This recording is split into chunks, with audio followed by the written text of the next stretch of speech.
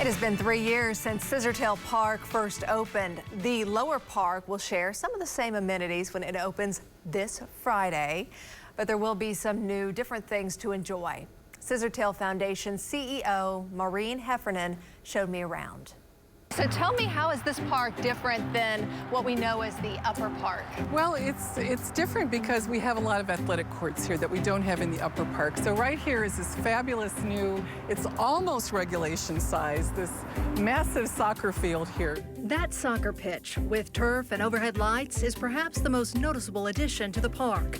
A new partnership with the downtown YMCA means kids and adults who sign up for their programs will get to play here. Previously, the downtown Y couldn't offer sports. We just think it's very important to have a space downtown to where we can, offer these things to the community, especially the youth. Coming out of COVID, like both adults and children needed an outlet, and we'll be able to provide it for more people now. They'll have practices out here a couple of days a week and games on weekends.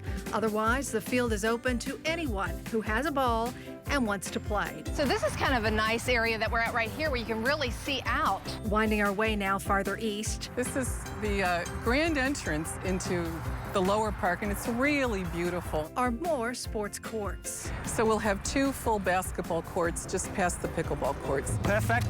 Unfinished. So that's a futsal court, and then behind that we have 4 pickleball courts.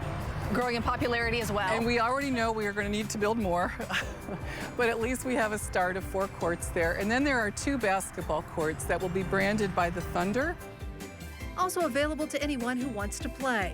And speaking of playing, so it's meant to be a place where kids can use natural materials to play on, or build cool things like this tunnel to run through, logs to play on, jumping on stones. the playground on the lower park is much different than the one in the upper park.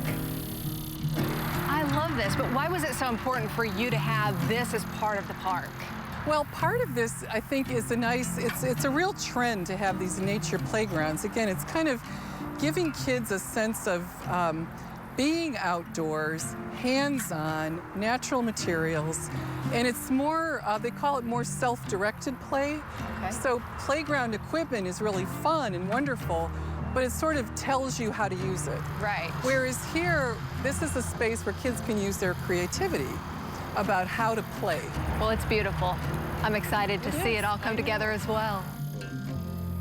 And we were just noticing all the old trees they left. Well, coming up tomorrow night at 10, you won't believe how many trees the city planted to make sure Lower Scissortail Park stays looking green.